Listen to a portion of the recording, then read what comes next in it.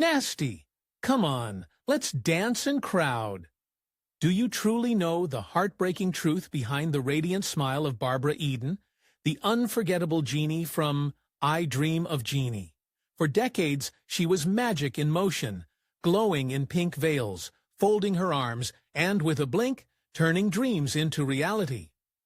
Today, Barbara Eden is 93 years old, but her life has been nothing like the glamorous image many still believe.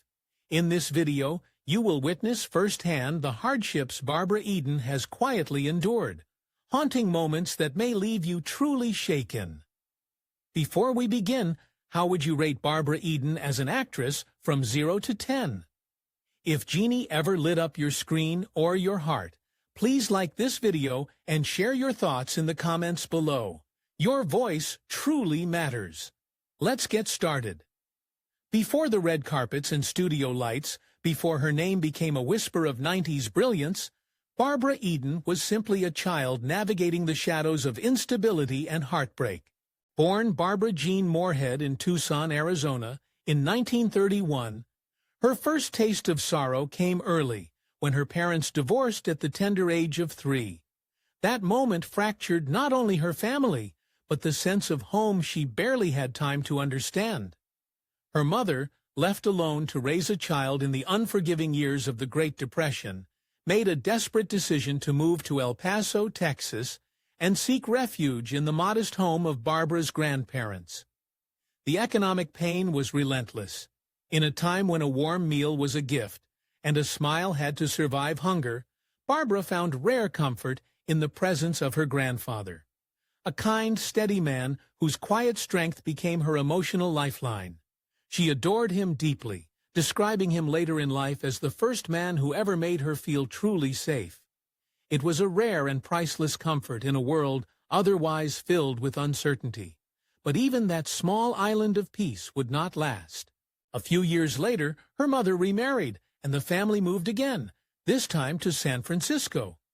Here, Barbara would spend her formative years in a city that, while lively, was marked by relentless instability. They lived in 5 different homes, and she attended 5 different schools, never staying long enough to plant emotional roots. The turbulence left her quietly wounded, a child who laughed easily, but carried unspoken weight in her heart. Her stepfather, a telephone lineman, did his best to provide, but their income was modest. To survive, they shared their home with extended family, Barbara's aunt and uncle, tight quarters that offered little privacy and even less comfort. Yet in the midst of hardship, her mother sang. Those simple lullabies by the sink, echoes of Gilbert and Sullivan, were more than melodies. They were anchors in chaos. Barbara would later say that those nights, washing dishes and singing with her mother, were the first time she knew what love sounded like. They were fleeting sanctuaries, moments of beauty in a world of makeshift homes and silent longing. Still, beneath the soft music and forced smiles, a deeper ache grew. Barbara struggled to understand why her life seemed so different from the stories in books, the ones with stable families and secure homes. The feeling of being out of place followed her like a shadow. At school, she was often quiet, almost invisible, except when she sang. Her voice, a tender, clear sound, became the first thing she truly owned, and then came the spark that would quietly change her path: performance. She began studying voice and enrolled in dance classes, not for fame, not for recognition, but because movement and song were the only places she didn't feel small. On stage, she could transform, she could breathe. For a girl so used to being moved from place to place, that stage, no matter how small, became her first real sense of belonging. The audience didn't need to know her past, her poverty, or her fears. They only saw her light, but even that path was not free of pain. When Barbara began to dream of Hollywood, she was told again and again that she didn't look the part. Her features were too soft, her body too petite. In an industry that often reduced women to their appearances, she was dismissed before she could even speak.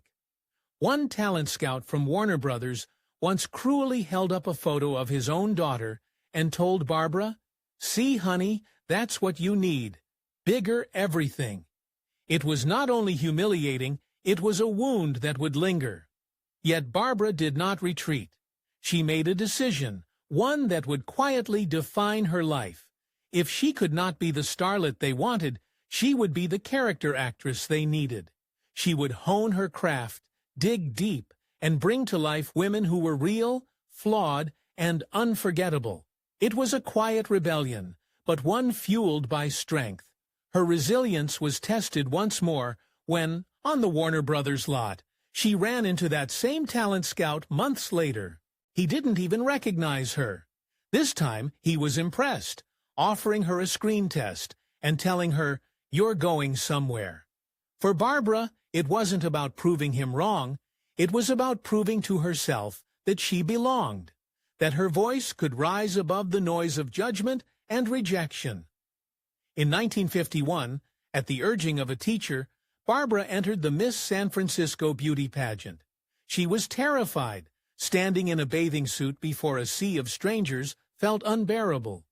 She had never seen herself as beautiful, not in the way others defined it. And yet she won. That crown didn't just mark beauty, it marked resilience. For a young woman who had never quite belonged, the applause that night echoed louder than all the years of uncertainty. It was not validation from others she sought. It was proof to herself that maybe, just maybe, she was worthy. Barbara's childhood wasn't marked by abuse or violence, but by the quieter tragedies, instability, longing, and the slow erosion of self-worth. These were not the stories that made headlines, but they were the ones that shaped her spirit. The ache of never having a steady home. The shame of being told, "You're not enough." The pain of watching your mother struggle day after day and being powerless to help, and like so many icons whose radiance would later captivate the world, hers was a light forged in the dark. What came next was not an escape from pain, but a journey through it. From her fragile childhood to the moment she first stepped into the spotlight, Barbara Eden was not simply preparing for a career. She was building the armor she would need for a lifetime. Each note she sang, each dance step she took, each time she stood up after being told she wasn't enough. That was her training ground. She didn't know it yet, but the girl who once hid behind her mother's skirts in a crowded apartment would one day enchant the world in pink veils and sparkling eyes, but it would never come without cost. Behind every dazzling performance was a girl who remembered what it was like to have nothing. Behind every warm laugh was a child who cried herself to sleep in strange houses. And behind every spotlight was the unspoken truth that Barbara Eden's magic was born not from ease, but from endurance. A star forged not in luxury, but in loss. This is where her story begins, and in that beginning lies the blueprint of everything she would become. Children, genies could be with their masters, so I think it is a lovely idea. Barbara Eden's path to stardom wasn't paved with instant applause. It was carved out through tireless auditioning, persistent rejection, and the kind of inner strength that few ever see. Her earliest jobs included background roles in television classics such as I Love Lucy, Perry Mason, and Gunsmoke. These weren't glamorous starts, but they were stepping stones. She took every small part with the quiet belief that even the briefest scene could be her moment to shine. And shine she did. When she first arrived at 20th Century Fox, Barbara was seen as someone with potential but not quite fitting the mold of a leading lady. The studios didn't quite know what to do with her. She wasn't tall or curvaceous in the way the era idolized. Yet she had something else, something rare, warmth, sincerity, and a sparkle in her eyes that made audiences want to believe in her. Then came 1964's The Brass Bottle, a light-hearted fantasy film in which she played alongside Tony Randall and Burl Ives. The movie didn't become a box office legend, but it did something far more important. It caught the eye of television producers. Barbara's performance had the perfect mix of charm and playfulness, and it inspired the creation of a new television character, Genie. In 1965, I Dream of Jeannie premiered. It was a risk, a show about a 2,000-year-old genie falling in love with an astronaut. But Barbara transformed the premise into pure gold. With her mischievous grin, wide-eyed innocence, and impeccable comedic timing, she didn't just play Genie, she became her. And the world couldn't get enough. But behind the laughter and sparkle, the toll was mounting. The whimsical sets and costumes masked the immense pressure she endured daily. Barbara was not just the face of the show, she was the show. Every scene, every episode depended on her energy, her consistency, her brilliance. While Larry Hagman played Major Tony Nelson, Barbara often bore the weight of holding the whimsical, often chaotic storylines together. And she did it with grace. Still, the spotlight was unkind. The costume, an iconic pink and red harem outfit, may have looked magical, but it came with its own burdens. She was expected to maintain a flawless figure, hide her belly button due to censorship rules, and still exude joy while carrying the weight of the entire production. And during the first 10 episodes of filming, Barbara was pregnant. The crew had to conceal her pregnancy through veils and clever camera angles, while she worked through fatigue, nausea, and the enormous pressure of a new show's success. She never complained. Few knew, few asked. She carried it all in silence, a silence that was not just physical, but emotional. She often returned home in tears, torn between the overwhelming responsibility of keeping the show alive and the private burden of becoming a mother while cloaked in secrecy. It was as if Hollywood had handed her a crown, one that glittered under the lights, but cut deep beneath the surface. As the show gained popularity, Barbara became one of the most recognizable women on television. Children adored her, men admired her, and women saw in her both power and poise. But Hollywood, in all its adoration, can be a cruel admirer. After I Dream of Jeannie ended in 1970, Barbara found herself navigating an industry that often doesn't know what to do with women after they turn 40. Roles became fewer, offers thinned, and yet she never lost that quiet resilience, the spirit that had once carried her through 5 schools and 5 homes in childhood. But that rejection left scars. She would often sit by the phone, waiting for it to ring, questioning if her best years were behind her, if the sparkle had dimmed too soon. The woman who once brought magic to millions began to feel invisible in the very town that had once celebrated her. She pivoted, took on theater roles, starred in TV movies, sang in musicals. Wherever she went, audiences followed, not because she was trending, but because she was true. Yet each step forward came with the ghost of what had been left behind, a career that once promised everything, now reduced to whispers of what used to be. In every role, she brought authenticity, the kind forged in the fires of rejection, grief, and hard-won triumph. She may have entered Hollywood through the side door, but she left her mark on the front gates. Barbara Eden didn't rise because of luck or looks alone. She rose because she refused to let the world define her limits. She stood not only as an icon, but as a woman who endured the brutalities of fame, the loneliness of being forgotten, and the relentless expectation to smile through pain. And that defiance, that grace under fire, made her not just a star, but a symbol. Jean. How did the Tet scene go, Master? While Barbara Eden dazzled audiences on screen, her off-screen life was steeped in heartbreak, grief, and unimaginable personal loss. Behind the magic of Genie's bottle, there was a woman silently bearing some of life's most brutal blows, blows that would have shattered anyone without her depth of spirit. One of the most painful chapters of Barbara's life came in 1971, when she experienced the unimaginable, the loss of her second child. She was nearly 8 months pregnant when doctors informed her that the baby had passed away in the womb. It was a revelation so cruel, so unspeakably tragic, that it left her utterly numb. The joy of motherhood was replaced with hollow silence. And yet, just days after this crushing loss, Barbara returned to work, smiling, composed, and professional, even as her world lay in ruins. She had no time to grieve publicly. There was no space to fall apart. Her pain was hidden behind camera lenses and carefully drawn makeup, while inside she was breaking. But the emotional devastation didn't end there.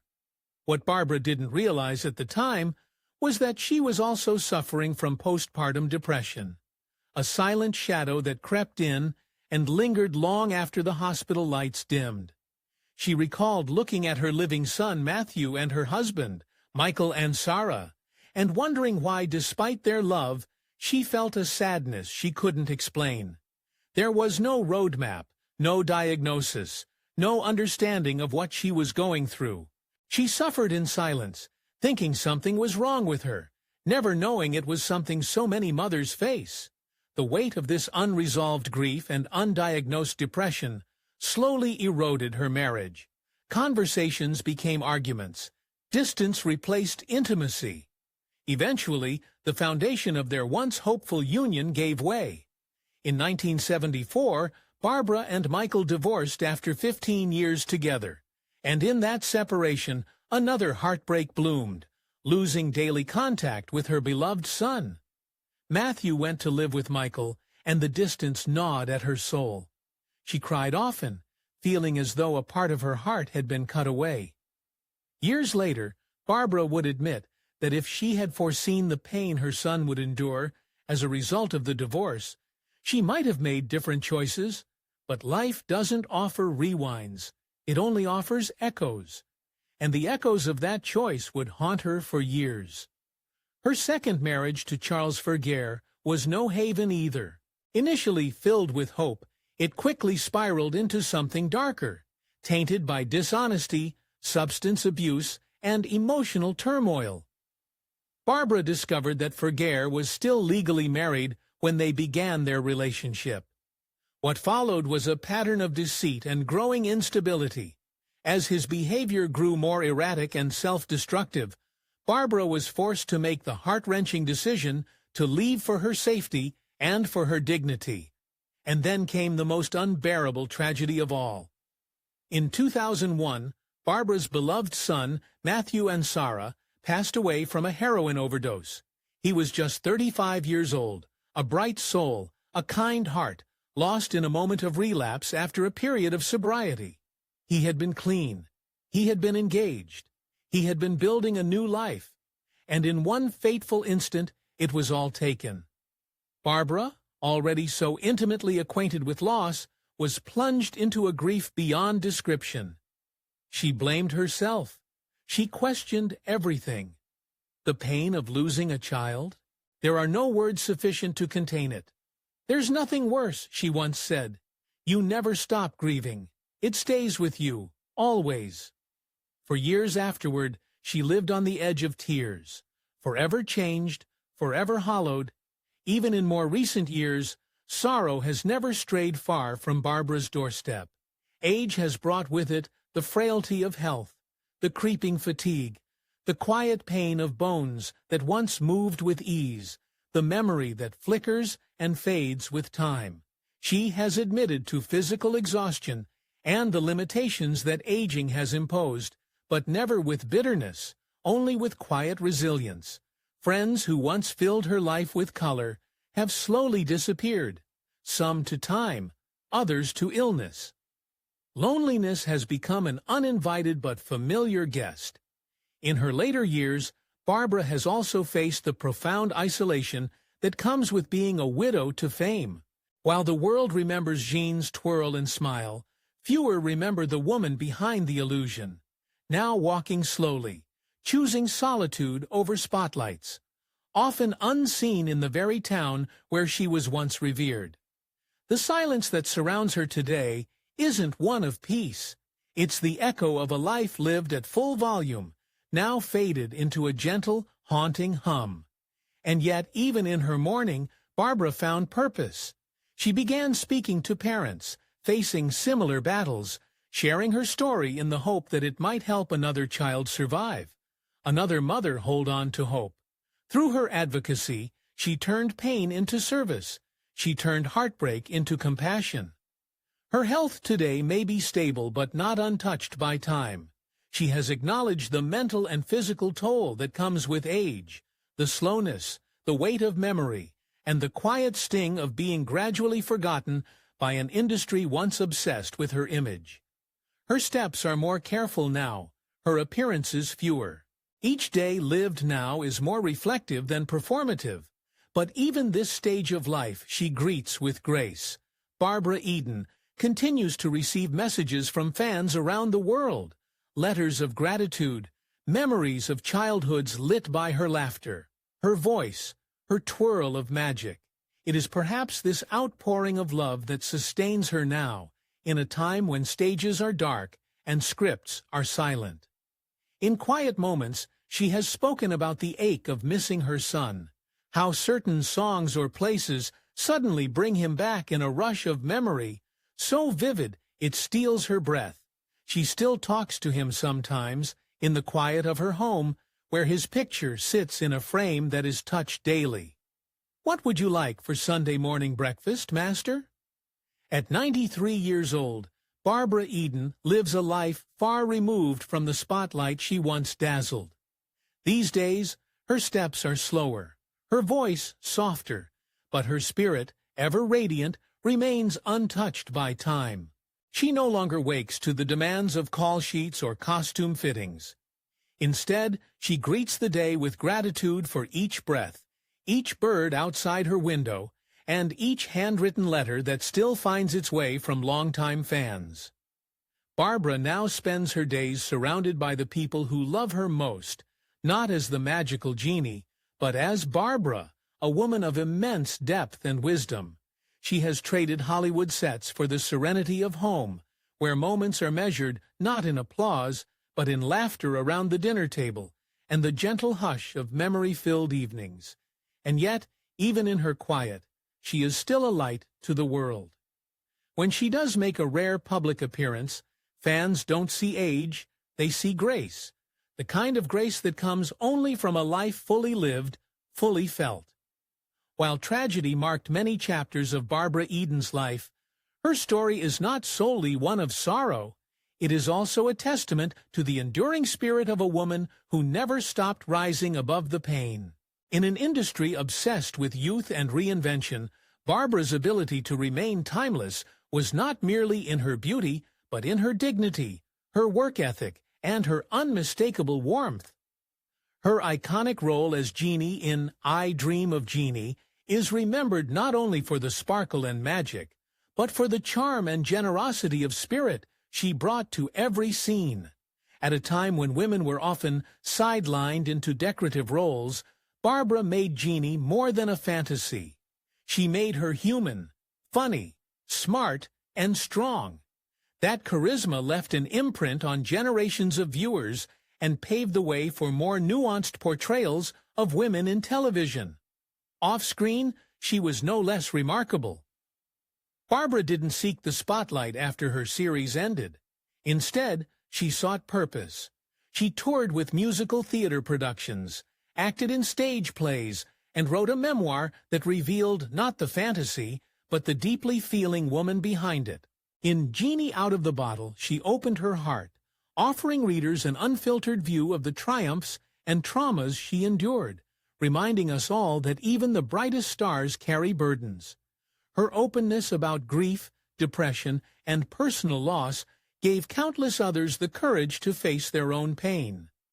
Even in the quiet years of her life, Barbara never truly stepped away from giving, whether through heartfelt interviews, advocacy for addiction, awareness, or simply appearing at charity events, dressed once again as Genie to bring a smile. She kept giving her light to the world, even when her own world had darkened. To many, she remains a symbol not just of nostalgia, but of endurance, of elegance, under fire, of kindness. in a world that often forgets to be kind.